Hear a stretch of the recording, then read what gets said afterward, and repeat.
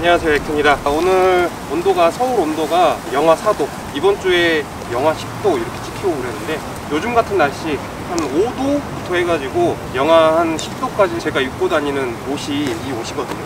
클라임사의 하링거라는 이제 원피스 수트입니다. 이 옷에 대해서 오늘 소개를 좀 시켜드리려고 합니다.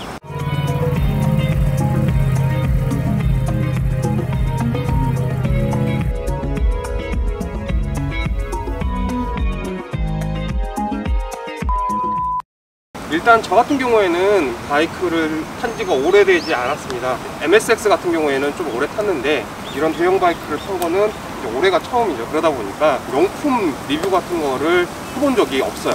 짬이 안 되다 보니까 할 생각이 없었는데 오늘은 좀 이걸 소개시켜 드리려고 합니다. 클라임 같은 경우에는 어드벤처 라이딩 하는 분들이 입으시는 걸 좀 봤을 텐데 북미의 어드벤처 의류 제조사고요. 우리나라 같은 경우에도 뭐 GS 타시는 분들, 이런 분들이 이제 입고 계신 거를 보신 경우가 좀 있을 겁니다. 거기서 나온 원피스 수트입니다. 그래서 얘 같은 경우에는 일단 기본적으로 전신이 고어텍스로 되어 있는 상태고요. 집 아웃이라 그래가지고 지퍼가 이 목부터 발목까지 지퍼 하나로 쫙 이어지게 되어 있습니다. 지퍼를 내리고 벗었다가 지퍼를 다 올리면 한 번에 이제 입고 벗고 할 수 있는 원피스 수트로 되어 있는 상태고요. 이런 부분들 있죠. 이런 부분들. 그래서 좀 내구성이 높아야 되는 부분들. 이런 부분들은 이제 750 코드라를 가지고 그런 식의 이제 코디라 오버레이가 되어 있는 상태고요. 프로텍션이 모두 다 포함이 되어 있습니다. C 레벨 A 등급의 프로텍션이 되는 의류입니다. 그 다음에 14개의 벤틸레이션을 갖고 있습니다. 이제 다양한 수납 공간까지 갖고 있는 의류입니다.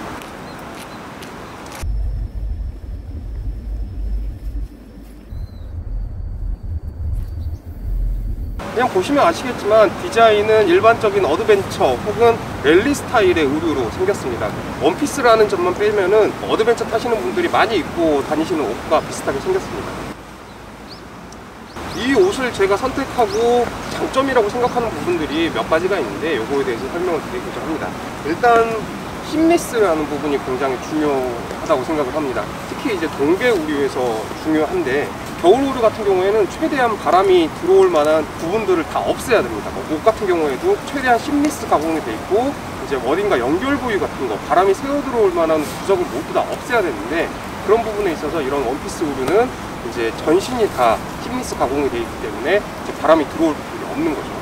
그래서 일반적인 자켓과 바지, 겨울용 자켓과 바지를 입는다 하더라도 이제 대부분 문제가 되는 게 자켓의 밑부분과 바지 사이로 해가지고 바람이 들어오는 경우가 많거든요. 어드벤처 의류 같은 경우에는 상대적으로 상의의 길이가 이만큼 좀 길게 나와 있는 애들도 있습니다. 하지만 그런 애들을 입는다 하더라도 상의 밑으로 해서 바람이 들어오게 되죠. 이 코어 부분, 그러니까 단전 부분부터 해가지고 허벅지 윗부분까지 이제 바람이 들치는 경우가 있고, 그렇게 되면 이쪽에 이제 굉장히 추워지는, 근데 이제 이런 옷은 그런 부분이 없다라는 게 장점이 될 수가 있을 것 같습니다. 그 다음에 이제 두 번째로 방풍, 방수, 그 다음에 투습이 있습니다.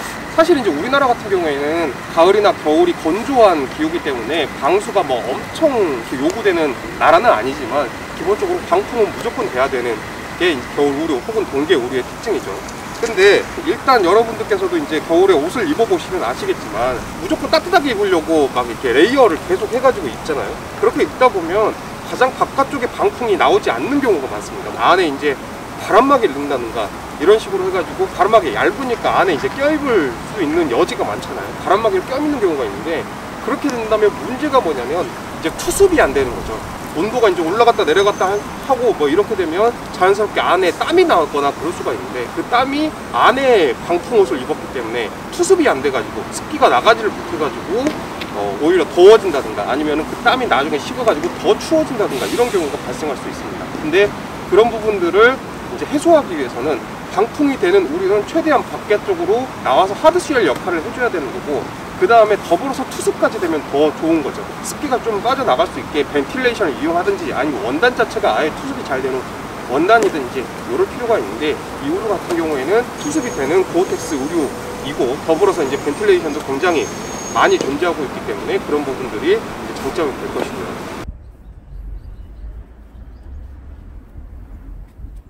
그 다음에 이제 겨울철 우리 같은 경우에는 이것저것 막 껴있다 보니까 프로텍션을 해결하기가 힘든 경우가 많습니다. 이 프로텍션이라는 게 바이크 타면서 사실 무엇보다 중요한 것 중에 하나인데, 프로텍션이 밖으로 나와야 되는지 안으로 나와야 되는지, 또 프로텍션을 끼면 이런 부분들이 다 두꺼워지는데, 두꺼워지면서 이제 옷을 껴입기 어려워진다든가 뭐 이런 부분들이 생기게 되죠. 근데 이 우려 같은 경우에는 그냥 원피스 소트 자체에 프로텍션이 다 기본적으로 달려 있습니다. 뭐 어깨, 골반, 허리, 무릎, 팔꿈치 이런 식으로 해가지고 보호대가 다 들어가 있거든요.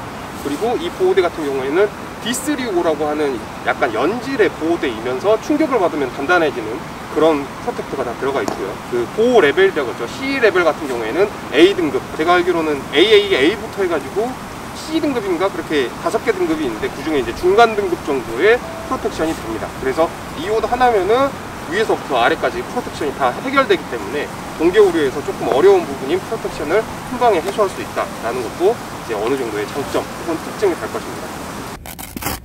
어깨 보호대가 이런 식으로 들어가 있고요. 신체 사이즈에 맞춰서 벨크로를 해가지고 고정을 시킬 수가 있습니다. 그리고 가장 큰 이유, 제가 이 우류를 선택한 가장 큰 이유는 편의성 때문입니다. 이 편의성이 굉장히 좋은 우류인데요.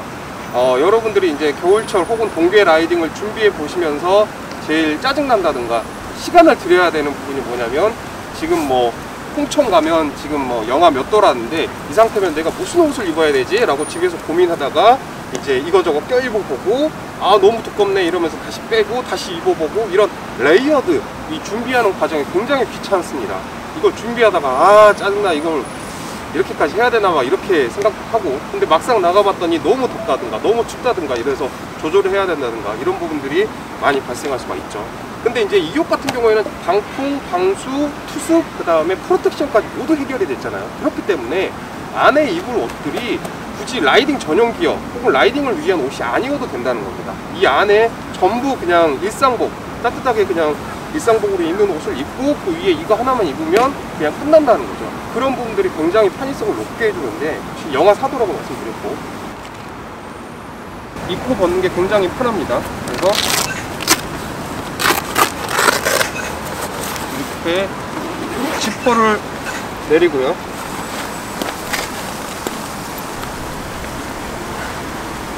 이렇게 왼쪽 다리까지 해가지고 지퍼 한 방에 다 열리게 되어 있고요. 오른쪽은 이제 발을 꺼내기 위해서 여기서 이렇게 따로 지퍼가 있습니다. 이 상태에서 그냥 이렇게 벗으면 끝입니다. 그러면은 이 수트를 벗을 수가 있는 상태가 되는 거고, 안에는 보시다시피 그냥 일상복이죠. 집에서 입는 옷 혹은 밖에 그냥 외출할 때 입는 옷 그대로 그냥 입은 상태입니다. 패딩 점프 하나 입고 좀 기모로 된 따뜻한 후드티 하나 있고요. 그 다음에 티셔츠 하나 끝입니다. 이렇게 전혀 하나도 안 춥게 잘 입고 있는 상태고요. 그 겨울철 혹은 동계를 준비하기 위해서 굉장히 많은 레이어드를 위해서는 갖춰야 될 것도 굉장히 많은 겁니다. 따뜻한 보온 네이 같은 것도 있어야 되죠. 소프트쉘 같은 것도 있어야 될 거고, 조금 이제 다운 패딩, 아주 얇은 다운 패딩 같은 것도 있으면 좋을 거고, 뭐 바람막이도 있으면 좋을 거고. 근데 이런 식으로 기능성으로 이 의류들을 다 갖추려고 한다 보자면 갖춰야 되는 의류의 종류도 많아지고 그만큼 이제 가격적인 부담도 많아지고 그러는 건데, 저는 이제 그런 거를 다 하나씩 갖춰 놓을 생각도 없고, 굳이 이제 동계에 많이 타지도 않는 건데 그냥 편하게 이 옷 하나로 끝내버리려고 이 옷을 샀고요. 정말 제 생각대로 굉장히 편하게 잘 입고 있는 상태입니다. 그래서 해외에서도 이 옷을 이제 어떻게 입는지 유저들의 이제 그 월드 오브 마우스를 들어보게 되면, 동계 그 다음에 악천후 상황에서 출퇴근을 한다든가 그냥 투어를 간다든가 이럴 때 아주 그냥 편하게 입을 수 있는 옷인 거죠. 뭐 회사에서 입을 만한 옷을 그 안에 다 입고, 아예 뭐 심지어 좀 심하면 정장까지 안에 입고 그 위에 이거 하나만 입고 그냥 가서 얘만 벗어놓고 그 일을 하다가 다시 이걸 입고 퇴근한다든가, 투어를 가가지고 하루 종일 비 맞다가 해가 졌다가 비 맞다가 이러면서 장거리 투어 막 500km, 1000km짜리 투어를 할 때 이걸 많이 입는다고 하더라고요. 그럴 때일수록 신뢰도가 높아야 되기 때문에 이제 그런 상태에서 이 옷을 입는다고 하는 경우가 많더라고요. 물론 이 옷 단점도 있습니다. 이게 콜라 행사가 이제 북미 의류다 보니까 우리나라 사람들 체형에는 조금 안 맞는 느낌도 있어요. 제가 입는 옷 같은 경우에는 미디엄 사이즈의 레귤러 핏, 그러니까 가장 기본이 되는 사이즈인데요. 이 토르소가 좀 짧습니다. 그러니까 외국 사람들은 상체가 좀, 그러니까 이 몸통이 좀 짧고 다리가 길잖아요. 그러다 보니까 우리나라 사람들이 입으면 다리가 짧다 보니까 오히려 토르소가 좀 짧게 느껴지는 거죠. 그래서 이렇게 해보시면 이 밑에 좀 압박이 있는 그런 느낌이 좀 있고요. 대신에 이제 팔다리는 조금 긴 느낌이 있는 거죠. 있는데 크게 불편한 건 없지만 일단 핏이 완전 저스트 핏이라는 느낌은 아니다. 좀 길쭉길쭉 하신 분들이 입으시면 좀 더 어울리지 않을까. 사실 이제 이런 부분들은 클라임이라는 브랜드 외에 뭐 다이내지라든가 해외 브랜드들은 거의 다 그렇기 때문에 우리나라 사람들의 체형이 좀 안습일 뿐이지 이걸 가지고 크게 단점이라고 하긴 좀 뭐하긴 합니다. 근데 이게 원피스이기 때문에 좀 그런 핏에 대한 단점이 좀 부각되는 거죠. 두 번째 단점은 프로텍션이라고 생각을 합니다. 말씀드린 대로 전체 다 이제 프로텍션이 들어가 있긴 하지만 그 온로드 레이싱에서 쓰는 딱 몸에 딱 붙는 가죽 수트가 아니기 때문에 이 프로텍션이 제자리에 완전히 딱 붙어 있는 느낌이 아니거든요. 이제 프로텍션에 대한 신뢰도가 아주 높다 그렇게 생각은 안 됩니다. 굉장히 하드한 오프로드로 간다면 이 옷을 입는다 하더라도 저 같으면 안에 있는 보호대, 기본 보호대는 이제 찰떡식으로 다 뗄 수가 있기 때문에 떼고 이너식으로 입는 아머 있잖아요. 이너식으로 입는 아머를 다 입어서 프로텍션을 해소하는 게 더 확실한 프로텍션 방법이 아닐까라는 생각이 들고, 온로드에서는 이제 제가 보기에는 몸에 딱 달라붙는 가죽 수트가 역시 그래도 가장 확실한 프로텍션이 아닐까 생각을 합니다.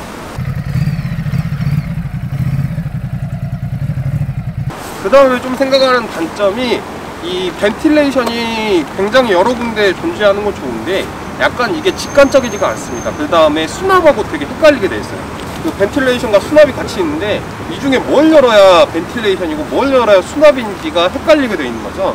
앞이 벤틸레이션이고 뒤가 수납이거든요. 라이딩 상황에서 간단하게 이렇게 눈으로 확인하지 않고 벤틸레이션을 열고 닫을 수 있어야 되는데 이게 수납을 만약에 열어버렸다, 안에 있는 게 이제 나갈 수도 있고 떨어져 나갈 수도 있고 그렇잖아요. 근데 이런 부분들이 좀 직관적이지가 않습니다.